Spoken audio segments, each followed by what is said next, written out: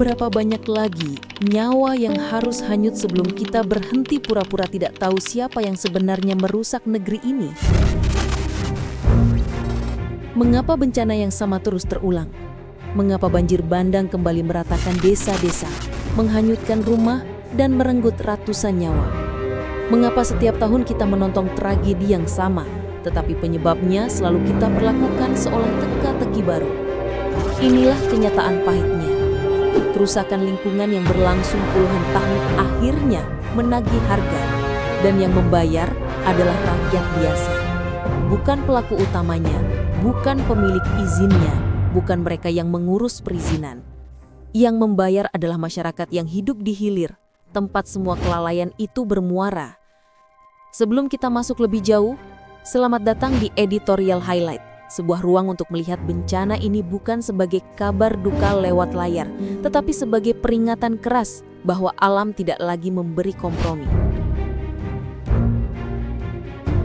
Banjir bandang dan longsor yang melanda Aceh, Sumatera Utara, dan Sumatera Barat pada akhir November hingga awal Desember 2025 bukan sekadar tragedi alam. Ini adalah alarm paling keras bahwa hutan yang hilang sedang menuntut keadilan. Angka-angkanya mencengangkan. Lebih dari 836 jiwa meninggal dan jumlah itu terus bertambah seiring proses pencarian di banyak titik terpencil. Ribuan warga luka, ribuan lainnya masih hilang. Dan di luar itu, ada 3,3 juta manusia yang terdampak langsung. Rumah hanyut, fasilitas publik lumpuh, jembatan putus, aliran listrik terputus berhari-hari. Sekolah terendam, pasar dan jalan utama hilang ditelan lumpur. Ini bukan bencana kecil, ini bukan tragedi lokal, ini krisis hampir berskala nasional. Sumatera dalam hitungan jam berubah menjadi lanskap porak-poranda, hulu yang terbuka, lereng yang rapuh, sungai yang kehilangan jalurnya, dan pemukiman yang tak punya pelindung. Iya, hujan ekstrim memang datang. Iya, cuaca ekstrim semakin sering terjadi. Tetapi hujan bukanlah pelaku utama.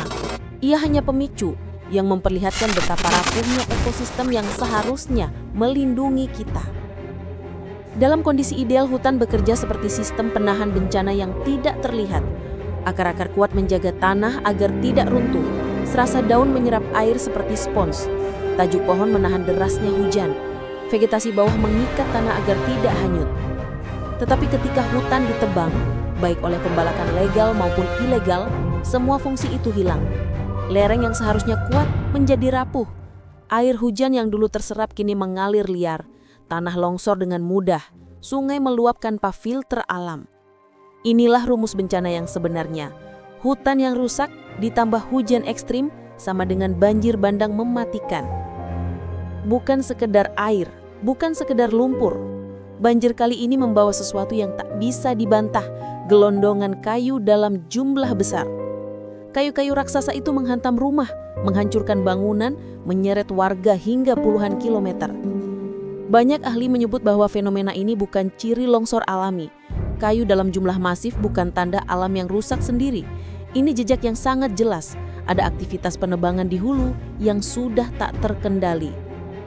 Ketika hutan dijarahkan, ketika perbukitan dibuka tanpa kendali, ketika kawasan lindung berubah menjadi lahan produksi, maka yang turun bukan lagi air. Yang turun adalah amarah alam yang membawa senjata, batang-batang kayu yang dulu berdiri di lereng. Pemerintah akhirnya merespons. Beberapa dokumen izin lingkungan di wilayah terdampak sedang ditarik untuk pemeriksaan ulang. Sejumlah perusahaan dipanggil untuk menjelaskan aktivitasnya. Tetapi ini bukan sekadar masalah satu perusahaan, satu izin, atau satu daerah. Ini adalah masalah tata kelola. Ketika perizinan diberikan tanpa mempertimbangkan daya dukung lingkungan, hulu jebor. Ketika pengawasan lemah, hutan habis tanpa tercatat. Ketika kepentingan ekonomi mengalahkan keselamatan, yang terancam adalah jutaan warga.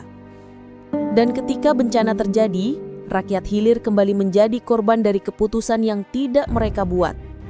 Di tengah kondisi darurat, pemerintah dan relawan fokus pada penyelamatan jiwa, evakuasi, pencarian korban hilang, distribusi logistik, pemulihan akses dasar seperti air bersih, listrik, jalan, dan jembatan. Tetapi semua upaya itu hanya mengobati luka, bukan penyebabnya. Jika hulu tidak dipulihkan, jika hutan tidak direhabilitasi, jika tata ruang tidak diperbaiki, maka pembangunan pasca bencana hanya akan menjadi perbaikan sementara. Karena selama ekosistem di hulu masih rusak, bencana hanya menunggu waktu untuk kembali. Para ahli pun mendorong langkah restorasi ekologis, pemberdayaan masyarakat lokal sebagai pelindung ruang hidupnya. Banjir bandang Sumatera 2025 bukan kejadian tunggal, ia adalah hasil akumulasi kesalahan panjang, perambahan, pembukaan lahan tanpa kajian, tata ruang yang diabaikan, dan kehancuran hutan yang dibiarkan. Kita hidup berdampingan dengan alam, tetapi kita memperlakukannya seolah musuh. Akibatnya ketika alam sudah tak mampu lagi menahan diri, ia membalas dalam bentuk yang paling mematikan.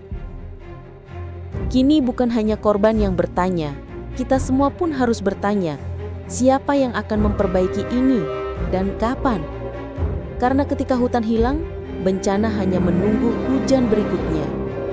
Dan jika kita tidak mulai berubah hari ini, bencana yang datang nanti tidak akan menunggu kita siap. Ia akan datang, seperti yang selalu terjadi selama ini.